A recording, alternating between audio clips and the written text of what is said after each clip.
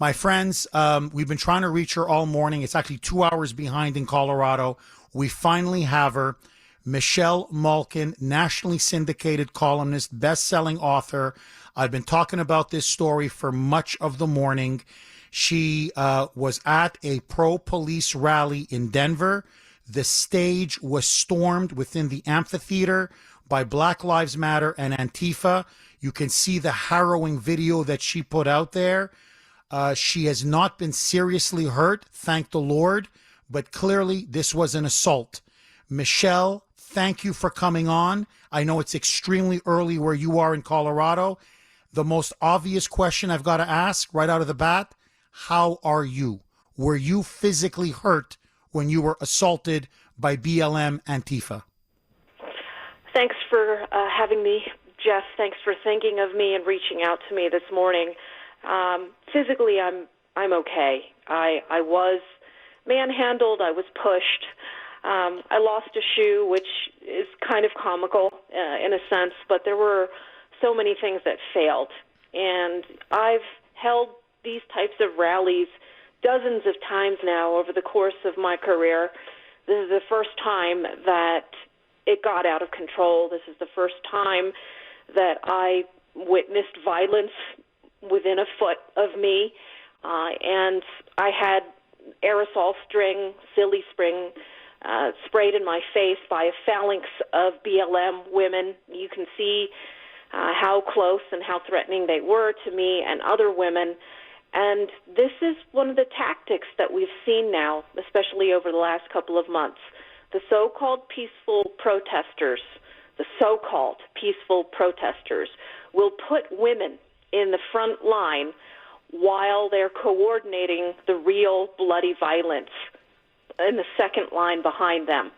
I saw it in Albuquerque, New Mexico, when a man that I'm raising money for, because he defended himself with his weapon after he had been beaten with a longboard, a big skateboard, as well as other items. That man is Stephen Baca in Albuquerque, New Mexico. And guess what, Jeff? You can see it in my video yesterday. A man who was menacing, who was one of the first to swarm the stage, even though police made a big show of coming out and at least pretending to try to keep the peace. A big man had a longboard, and I caught him on videotape. And within a minute of him coming on the stage, he beat the man who had organized this Law Enforcement Appreciation Day rally. It's the 6th annual event that had been held previously without any kind of violence in Denver.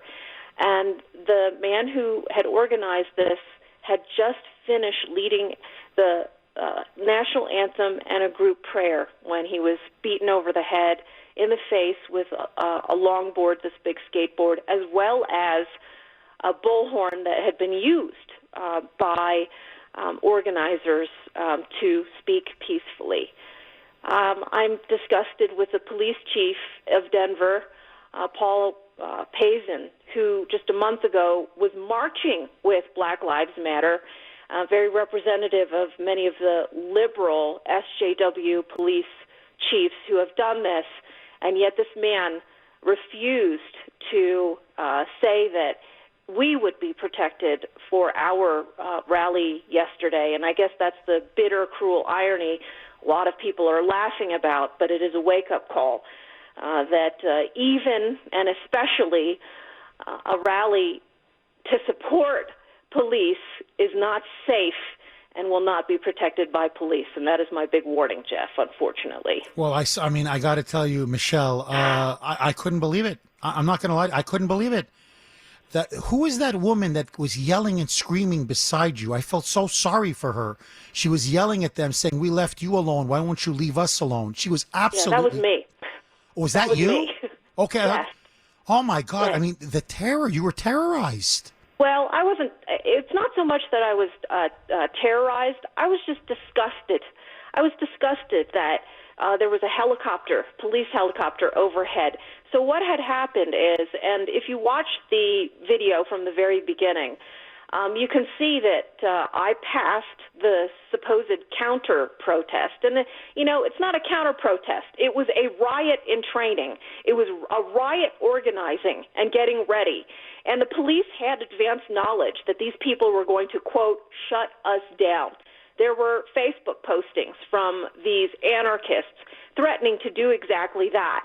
And so the police were either gagged or they had their hands tied behind their back. They knew what was coming. These people had to cross 2 blocks to get over to where we were. We were separated. We had a permitted event at the Center Civic Plaza. There was a stage set up. There was a band playing. And it takes about 3 or 4 minutes, 5 minutes with traffic to cross over to get to where we are. 5 minutes. And the police did not show up until after they had swarmed us. You could see all of that. They let it happen. And so, yes, this dampens my naivete and enthusiasm for telling people, you know what, we got to get out there and show up. I had a whole private security team. It wasn't enough. It's not enough. And what we need are what we saw in Fishtown, Philadelphia, Boise, Idaho, Provo, Utah, which is men who are willing and able to take this on when it comes to them. And unfortunately, this is why the Soros DAs are going after citizen militias like the New Mexico Civil Guard.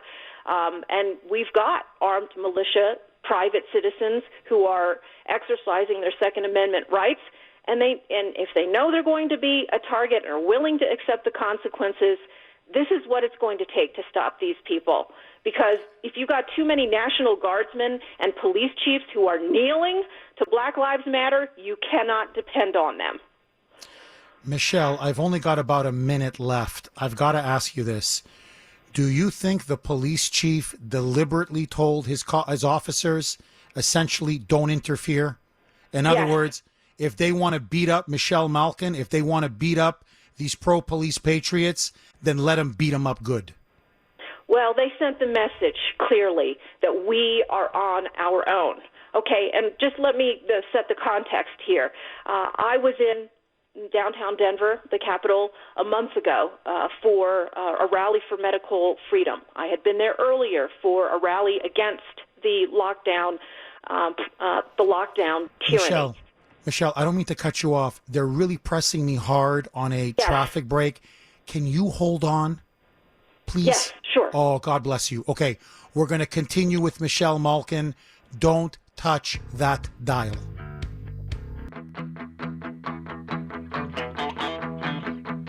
.849 here on the great WRKO. Jeff Kuhner, Boston's bulldozer.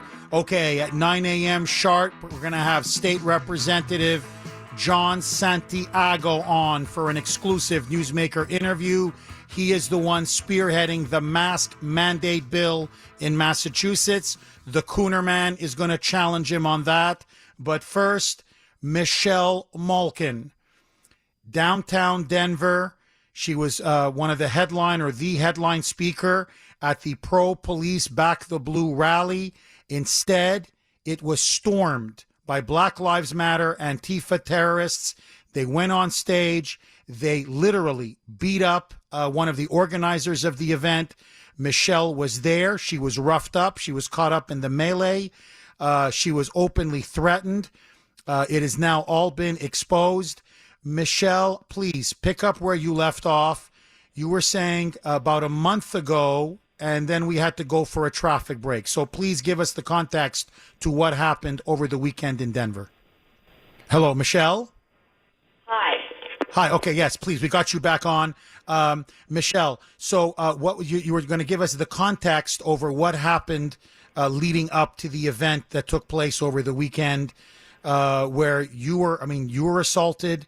The organizer of the event was assaulted, and the police, for the most part, stood by and did nothing. Yeah, there was a helicopter that had flown overhead. You could see the staging that was going on. And as I said before the break, I have organized dozens of these. I organized Stand with ICE rallies all across the country. I organized a Back the Blue rally at the White House during Obama years, and nothing like this had ever happened. However, of course, many ordinary citizens have faced this kind of violence. We see what's happening in Portland. We see what's happening in Seattle. And you cannot depend on the police. And I'm not disparaging every last rank-and-file officer. I want to make that absolutely clear, Jeff. But we've got to go into all of these things with our eyes wide open. My own private security failed. It's not enough. And, you know, there are many spark plug young women out there who are organizing these things. They need men, not behind them. They need men in front of them. Michelle, are you shocked that the police here? This is a rally to defend the police. This is a Back the Blue rally to protect them as they're coming under assault from Black Lives Matter. Defund the police, abolish the police, and yet they stood by, I guess, under orders from that, you know, social justice warrior police chief Payson, and they wouldn't lift a finger as you guys were getting beaten up and assaulted right there on stage? Yeah, that's the most bitter outcome of all of this, because I was told and assured, and I believed it, that the safest place that you could be is a rally in support of law enforcement. And law enforcement, in this case, did what it was told, and it was clearly told not to defend the First Amendment, free speech, free association, and free assembly rights of people who were there to defend them. Michelle, do you feel betrayed? Yeah, I do, and I feel very sobered. My husband had been very worried, as he always is, God bless him, every time I've gone out and done these things. He didn't want me to do my Defend Our Monuments rally a couple of weeks ago here in Colorado Springs. I did it. I've got this thing in my DNA. I don't know, it's just genetic. I cannot just sit on the sidelines. And I know there are so many people like me, Jeff. I know there's so many people in your audience who are the same way. You're the same way. You've done these things. There are talkers and there are doers. And the doers are incredibly frustrated that there are not enough numbers of this. And we hear about the silent majority, and we ask, why are you silent? Why are you sitting on the sidelines? And, of course, here's a reminder of why. And I don't think that there's been ever a time in my career, Jeff, where I felt more disappointed in rank-and-file police. And I know, of course, many of them risk their jobs if they take a different path, if they violate the orders that come down on high. But this is just a sign of how successful the left has been, because we are people of good faith. We are so sunny and optimistic, and we're happy warriors, and we come with our flags, and we come with our signs, and Antifa and BLM come with skateboards intending to beat people up over the head, knowing that nobody's going to intervene. They come with far worse, and I just happened to videotape a black-masked, black-bloc Antifa woman, big, huge woman who had jumped on the stage and took out her collapsible baton in front of me. If I had carried, and of course many people are lecturing me that I should have, and I brandished my weapon, I wouldn't be able to talk to you right now. I'd be in prison. It's unbelievable. Michelle, I got to ask you this. Look, Andy McCarthy has written a piece where he says the revolution is winning, that the radical leftists on the street are dominating the narrative. They've cowed the police. They control the newsrooms, the classroom, and now the boardroom. They have academia. They have corporations, big business. They have the big media behind them. They have the Democrats behind them. Are we losing? It certainly feels like that to me this morning, and maybe after I have my first cup of coffee, I might think differently. But let me say something about Andrew McCarthy and National Review, and this is a whole layer of different type of analysis. I have a huge amount of respect for him, of course, but National Review canceled me because I stood up for the kind of people who knew this was coming. who knew this was coming, and that includes the Proud Boys. They're the men who put themselves on the front line. They're the men who were wrongfully prosecuted when Antifa came after them.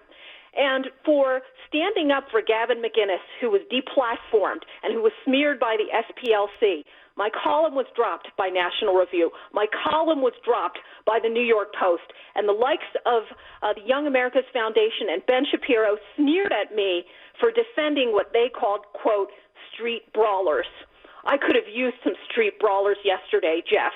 And there are not enough men who are willing to be street brawlers because there's too many of them typing about how we're losing and the revolution is winning from the comfort of their home offices and Con Inc. subsidized spaces. Michelle, I have to say this. When you talked about your husband telling you, Michelle, don't do it. I worry about you when you do these rallies. I got to tell you, my wife tells me the exact same thing. And Michelle, if I can be really, brutally honest with you, like I'm in a confessional, I want to hold a major rally for the police. We got a crazy bill here that is going to end qualified immunity for police here in this state. And Grace told me, she said, Jeff, you're going to show up. Your audience is going to show up. You're going to stick your neck out.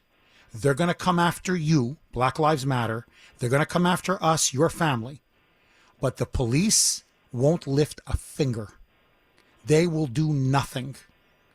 And I was saying, come on, you're being too harsh. After what just happened to you, I think she may be right. Always listen to your spouse. That is a golden rule. At the end of this week, I'll be celebrating my 27th anniversary with my husband. And our spouses have had to put up with a lot over the years, given our compulsion to be doers and not just talkers.